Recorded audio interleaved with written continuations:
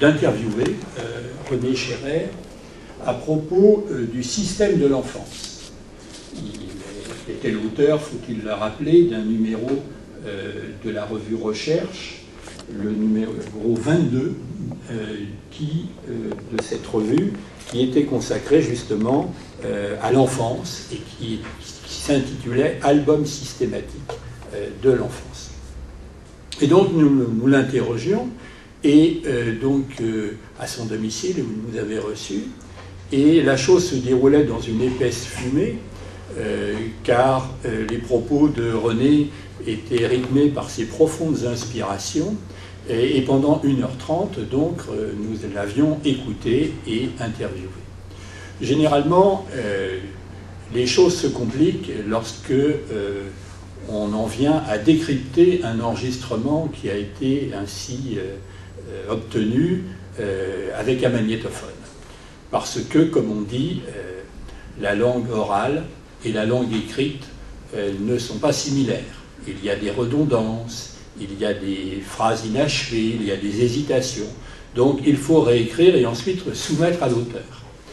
Et c'est là que nous fûmes surpris, parce que le décryptage effectué, il apparaissait que toutes les phrases étaient correctement construites, que les articulations entre les phrases étaient évidentes, et la ponctuation également. C'est-à-dire qu'il n'y avait strictement rien à changer. C'est un premier élément qui, à mon sens, caractérise une des qualités de René Scherrer, une contention d'esprit qui lui permet de s'exprimer avec sûreté et de faire corps, en quelque sorte, avec ses propres mots, de trouver les mots qui conviennent pendant qu'il élabore sa propre pensée. Deuxième anecdote, la chose se passe à Lecce, dans les Pouilles, au sud de l'Italie, et où nous sommes invités à un colloque consacré à Fourier et organisé par notre ami Arrigo Colombo. Simone Debout fait également partie du voyage. Matin, à 8h30, dans le patio de l'hôtel, René Scherrer arrive. Il vient de sillonner pendant 2 heures la ville de Lecce, les vieux quartiers de Lecce, etc.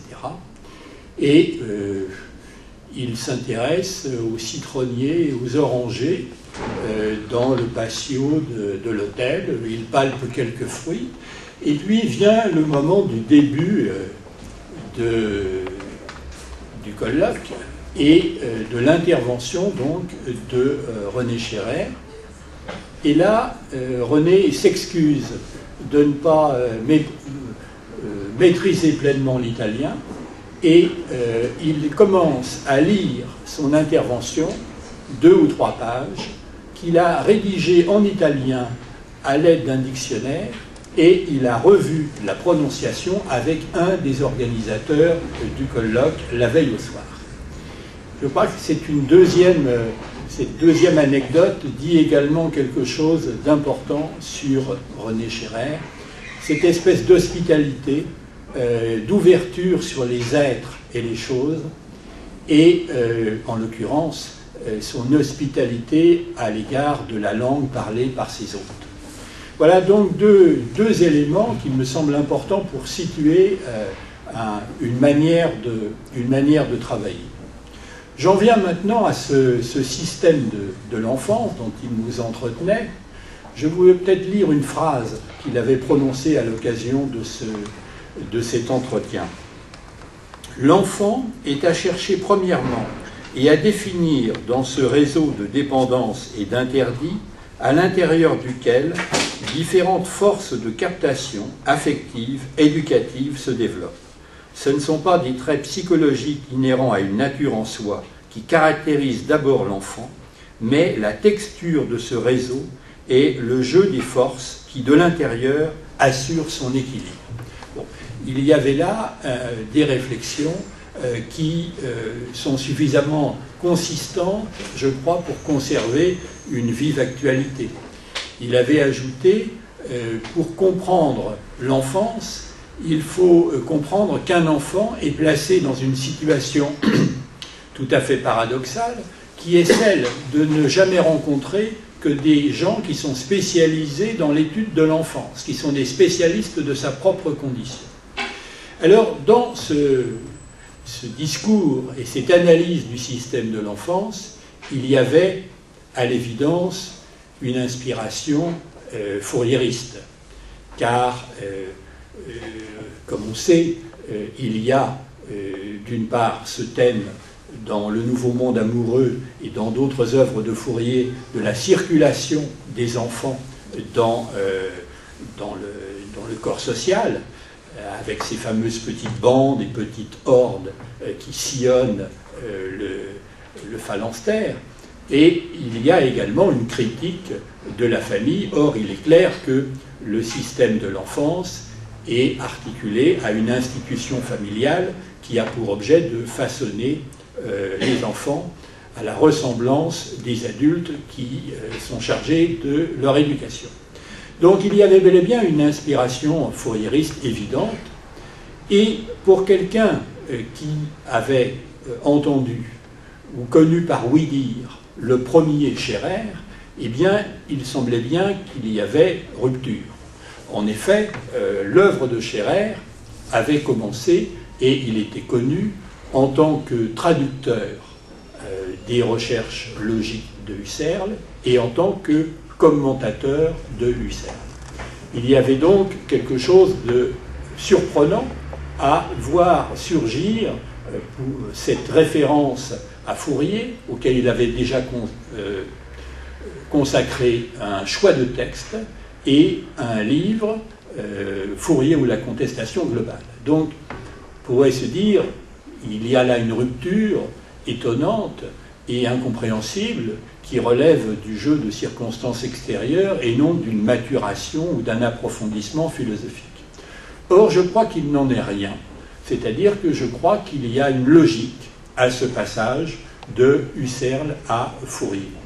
Et l'ouvrage qui permet de comprendre ce passage, c'est un livre qui a été publié en 1971 et qui s'intitule « Philosophie de la communication ».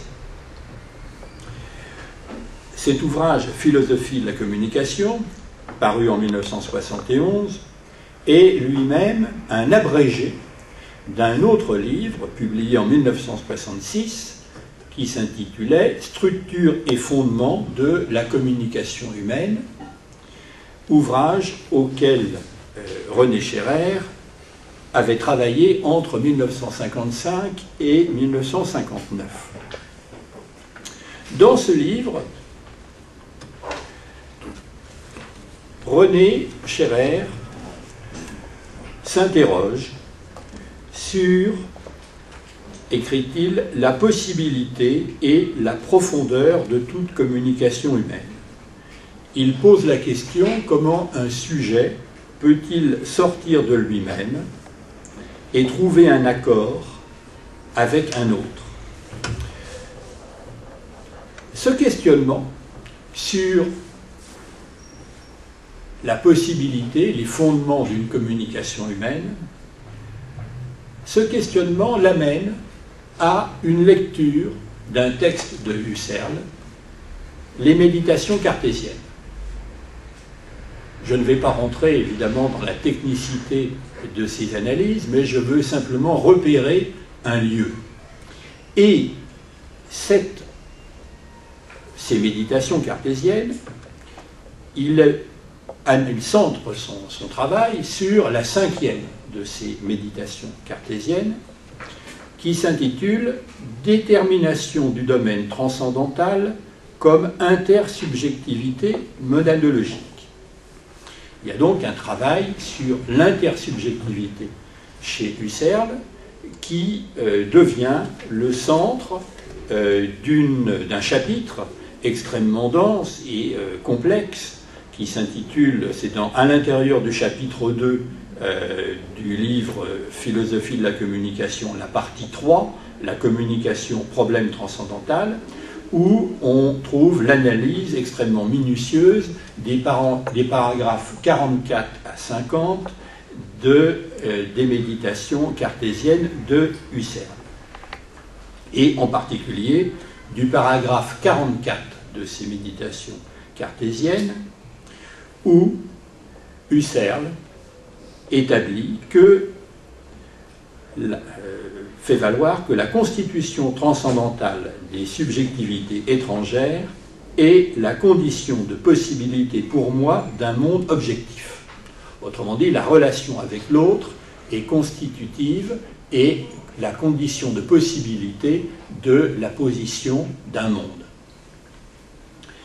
Voilà donc ce que l'on trouve dans cet ouvrage.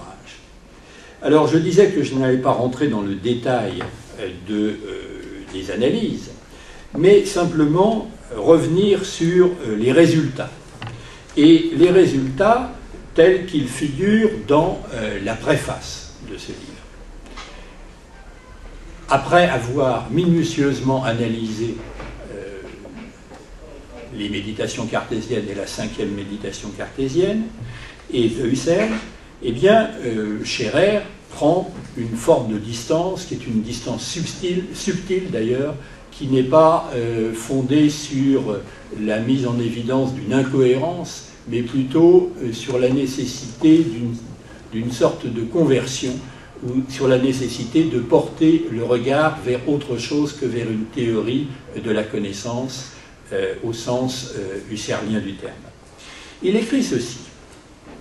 Il dit « Lorsque la pensée philosophique tente de penser la communication, eh bien, elle rencontre, alternativement, d'abord une illusion théorique du rationnel, lorsqu'elle se laisse conduire par l'idée d'une légitimation intégrale de ses démarches vers celle d'un hypothétique fondement radical d'une communication intersubjective. Il y a donc le refus d'un hypothétique fondement radical d'une communication intersubjective, et là, évidemment, c'est Husserl qui est visé, mais on pourrait aujourd'hui rajouter d'autres noms, éventuellement.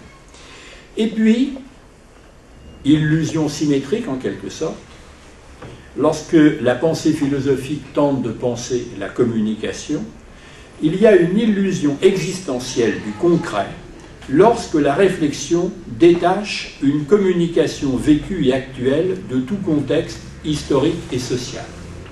Et là, c'est Max Scheler qui est visé, nature et forme de la sympathie, et donc c'est le personnalisme de Max Scheler qui est visé explicitement, et l'idée que dans la rencontre, la distance, dans la rencontre, dans le mouvement de sympathie ou d'amour, la distance du je et du tu est abolie dans la rencontre.